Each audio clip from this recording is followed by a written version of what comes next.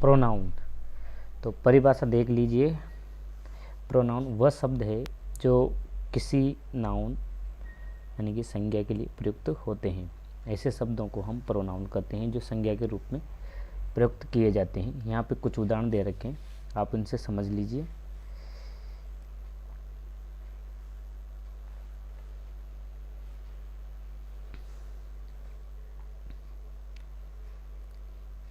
Preeti is a teacher, she teaches very well.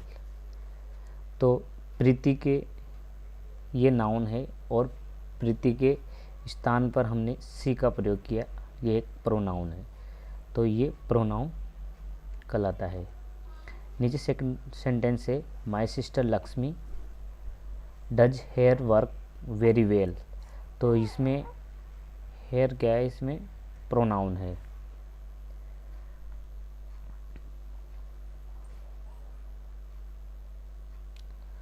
The players are good. तो players के स्थान पे दे का प्रयोग किया, क्योंकि प्लेयर्स क्या है, प्लूरल नाउन है, इसलिए दे का प्रयोग किया।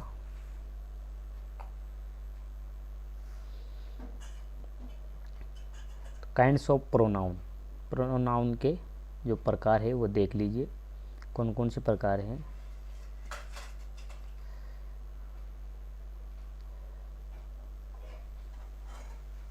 पर्सनल प्रोनाउन, इसको व्यक्तिवाचक सर्वनाम कहते हैं। रिफ्लेक्सिव प्रोनाउन,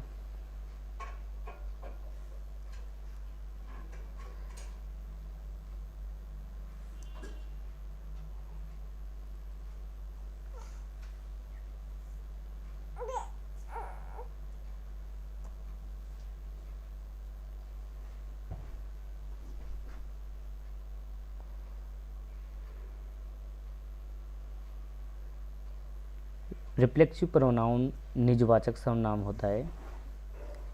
एम्फेसाइजिंग प्रोनाउन या एम्फेटिक प्रोनाउन दृढ़तावाचक सर्वनाम।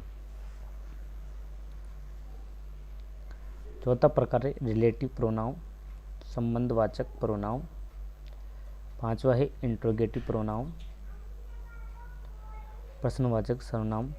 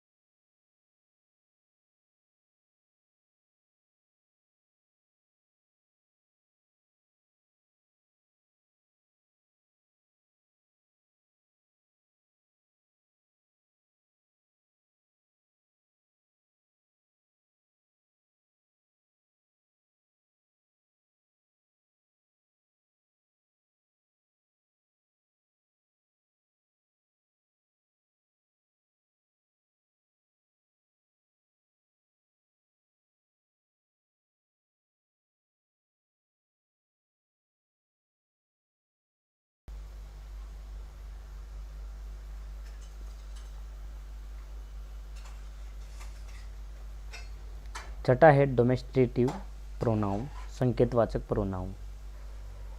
इंडेफिनिट प्रोनाउन, अनिश्चयवाचक सर्वनाम।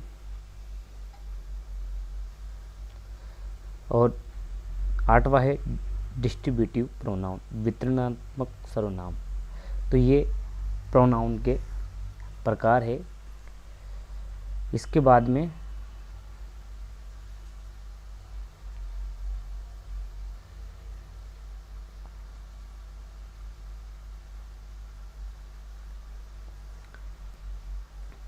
हम एक एक करके इनके बारे में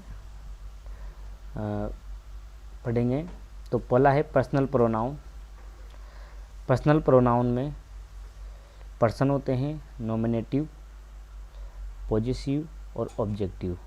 नॉमिनेटिव यानी कि जो कर्ता होता है, वो नॉमिनेटिव कहलाता है। पॉजिटिव संबंधवाचक, ऑब्जेक्टिव कर्मवाच्य।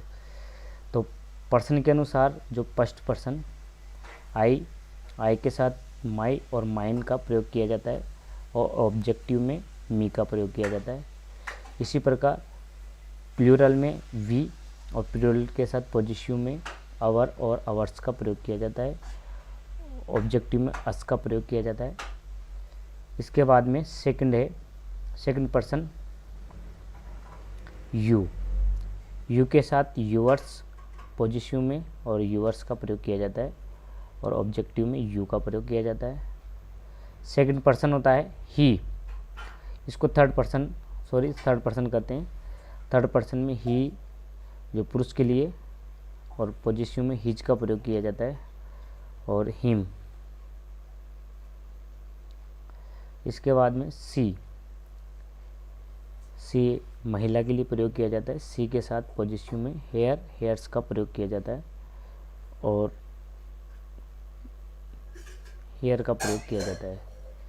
इट, यदि कोई वस्तु है तो वस्तु की जगह पर हम इट का प्रयोग करते हैं और पॉजिटिव में इट्स का प्रयोग करते हैं। इट, इससे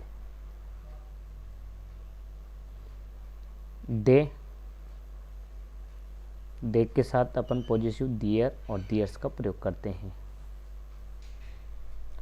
और ऑब्जेक्टिव में देम का प्रयोग करते हैं। इन तीनों को समझ लीजिए पर्सन को। आप इनका स्क्रीनशॉट भी ले सकते हैं, तीनों पर्सन का।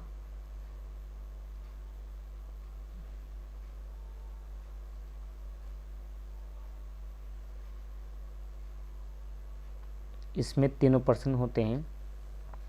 जो फर्स्ट पर्सन होता है वो वक्ता होता है, बोलने वाला, और जो सेकंड पर्सन होता है वो श्रोता होता है,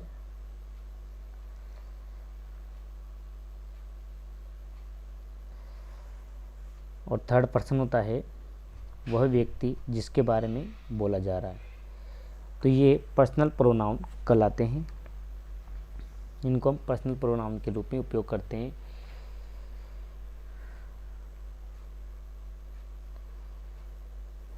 इसके विभिन्न फॉर्म्स जानने के लिए निम्न तालिका देखें। जो ऊपर अपन ने तालिका बताई थी वह है। पर्सनल प्रोनाउन का नंबर यानी कि वचन, पर्सन, जेंडर, लिंग उस नाउन के नंबर और पर्सन तथा जेंडर के अनुसार ही होना चाहिए। नाउन के स्थान पर प्रोनाउन का प्रयोग किया जा रहा है। हम इसके उदाहरण भी देखेंगे नीचे, आगे जाके हम इनके उदाहरण पढ़ेंगे। पर्सनल प्रोनाउन के कौन कौन से उदाहरण होते हैं और उनको समझेंगे भी सही। नेक्स्ट वीडियो में इसके बारे में आपको बताऊंगा।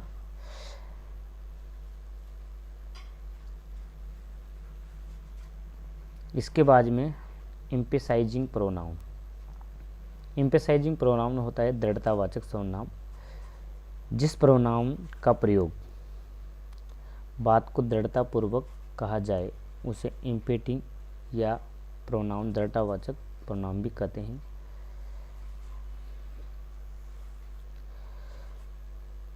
कर्ता अथवा विधेय प्रेडिकेट पर जोर देने के लिए एम्फेसाइजिंग प्रोनाउन का प्रयोग किया जाता है। कर्ता को जो दृढ़ता के लिए प्रयोग करते हैं हम, जैसे यहाँ पे उदाहरण देख लीजिए, माई सेल्फ कुकड फूड, यानी कि मेरे स्वयं के द्वारा। तो एम्फेसाइजिंग प्रोनाउन क्या है? My self. तो उसके द्वारा, खुद के द्वारा भोजन पकाया गया है। नेक्स्ट है सी एक गर्ल है, इसके साथ हेयर सेल्फ का प्रयोग करते हैं। Herself made tea. The king यानी कि एक राजा है, यानी कि पुरुषवाचक है, इसलिए हिम का प्रयोग करते हैं, him self. So the case. तो ये जो him self, her self, my self, ये एम्फेसाइजिंग प्रोनाउन है। इनकी टेबल देख लीजिए यहाँ, एम्फेसाइजिंग प्रोनाउन, पर्सनल प्रोनाउन और एम्फेसाइजिंग प्रोनाउन। जैसे आई आया है तो आई के साथ हम माई सेल्फ का प्रयोग कर सकते हैं। वी आया है तो वी के साथ आवर स्लेव्स प्लूरल में। यू आया तो यूअर स्लेव, यूअर सेल्फ, ही के साथ हिमसेल्फ, सी के साथ हर सेल्फ, इट के साथ इट सेल्फ, और दे के साथ दे देम स्लेव्स का प्रयोग करते हैं। रिफ्लेक्सिव प्रोनाउन और एम्फेसाइजिंग प्रोनाउन सेम होते हैं, इनके केवल प्रयोग करने का प्रयोग अलग अलग होता है। इनके बारे में मैं आगे डिटेल से भी बताऊंगा आपको। नेक्स्ट आगे नीचे चलते हैं जब पढ़ेंगे तो देख लीजिए। आई वी यू के साथ myself, ourselves, yourself का प्रयोग किया जाता है। ही सी इट दे के साथ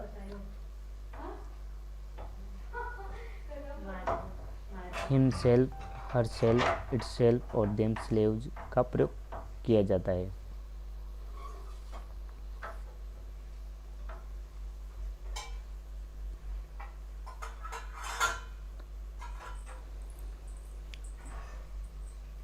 सिंगुलर प्रोनाउन में सिंगुलर इम्पेटिक प्रोनाउन का प्रयोग किया जाता है, जैसे Ram himself work done. Plural pronoun में प्लूरल इम्पेटिक प्रोनाउन यानी कि देम स्लेव्स का प्रयोग किया जाए। The student are themselves your work done. तो ये थे एम्फेसाइजिंग प्रोनाउन, दृढ़तावाचक सर्वनाम।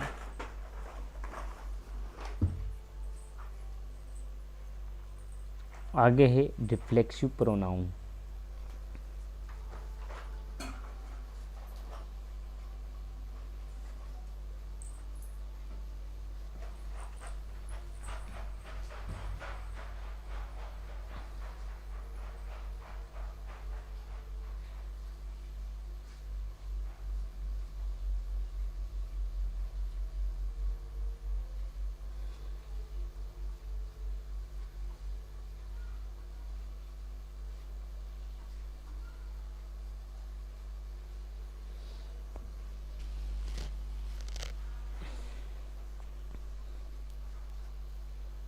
रिफ्लेक्सिव प्रोनाउन निजवाचक सर्वनाम।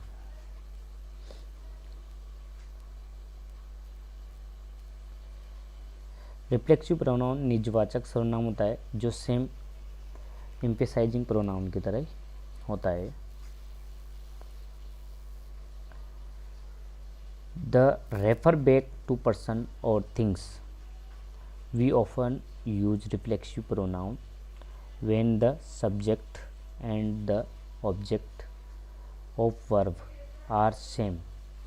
वे किसी व्यक्ति वस्तु को वापस संदर्भित करते हैं। हम अक्सर क्रमवाचक सर्वनाम का उपयोग करते हैं जब क्रिया का विषय और वस्तु समान होते हैं। जब क्रमवाचक सर्वनाम का प्रयोग करते हैं जब क्रिया का क्या हो, विषय और वस्तु समान हो।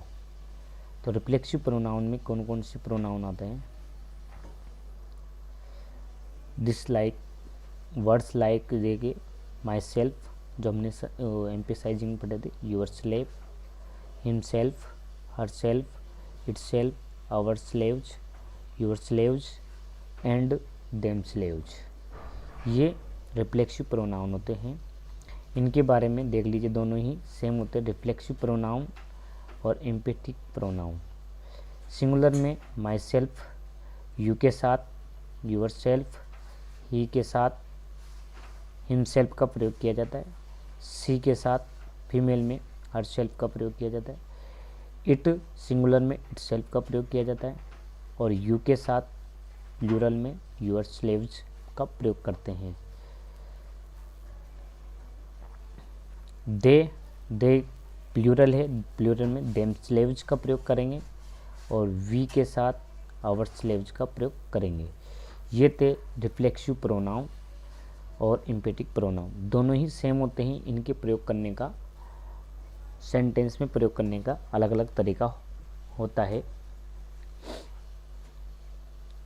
इसके बाद में आता है रिलेटिव प्रोनाउन, संबंधवाचक प्रोनाउन। तो रिलेटिव प्रोनाउन क्या होते हैं? When compared somebody something else, संबंधवाचक किसी अन्य व्यक्ति वस्तु से तुलना करने, अन्य व्यक्ति वस्तु सापेक्ष होते हैं। रिलेटिव प्रोनाउन संबंधवाचक प्रोनाउन होते हैं। एग्जाम्पल, हु यानी कि कौन, हुम, हुज, विच एंड दैट, ये रिलेटिव प्रोनाउन कहलाते हैं। ये पांचों ही रिलेटिव प्रोनाउन है। संबंधवाचक प्रोनाउन का प्रयोग जटिल वाक्य बनाने के लिए करते हैं। तो ये हमने शॉर्ट परिभाषा समझी है रिलेटिव प्रोनाउन की। ज़्यादातर पर्सनल प्रोनाउन ही काम में लिए जाते हैं जो एग्ज़ाम में आते हैं, लेकिन मैंने सोचा कि इनके बारे में थोड़ी थोड़ी जानकारी आपको दे दें। इसके बाद में आते हैं इंट्रोगेटिव प्रोनाउन, जो ज़्यादातर प्रश्नवाचक सर्वनाम कहलाते हैं और प्रश्न बनाने के लिए यूज में लिए जाते हैं। 5 most commonly used interrogative pronouns, तो ज़्यादातर जो प्रयोग किए जाते हैं वो लिखें who, whom, whose, what and which. ये इंट्रोगेटिव प्रोनाउन है जो सेम रिलेटिव प्रोनाउन की तरह है। संकेतवाचक सर्वनाम डोमेस्टेटिव प्रोनाउन,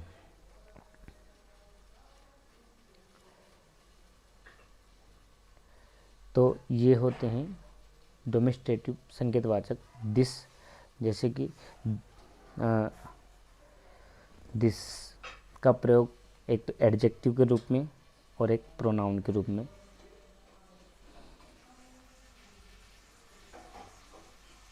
डेथ, दीज और दोज, अगर हम कोई चीज़ इशारा करके बताते हैं तो ये एडजेक्टिव के रूप में होता है, और कोई चीज़ के रूप में हम उसको बताते हैं कि ये मेरी वस्तु है, तो ये संकेतवाचक प्रोनाउन कहलाता है। इसके बाद में आता है अनिश्चयवाचक indefinite pronoun. Indefinite pronoun each, much, little, another, anybody, neither, anyone, nobody, anything, no one, enough, nothing, everybody, somebody, everyone, someone, everything और समथिंग, ये सिंगुलर के रूप में प्रयोग किए जाते हैं सारे वर्ड्स जो अनिश्चयवाचक सर्वनाम कहलाते हैं। प्लूरल में फ्यू, बोथ, मेनी और अदर्स, सेवरल का प्रयोग किया जाता है। सिंगुलर एंड प्लूरल दोनों में ही जो प्रयोग किए जाते हैं इंडेफिनिट में ऑल, एनी, मोर, मोस्ट, नॉन, सम, सच, तो ये अनिश्चयवाचक सर्वनाम है। इसका स्क्रीनशॉट ले सकते हैं आप।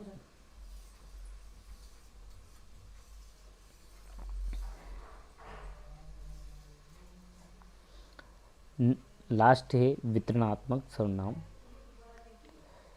Distributive pronoun.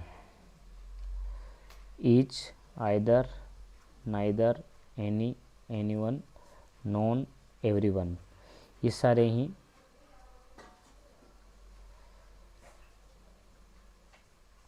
वितरणात्मक सर्वनाम है। इसके बाद में हम नेक्स्ट वीडियो में एक्सरसाइज करेंगे। आज के लिए यही वीडियो काफ़ी है।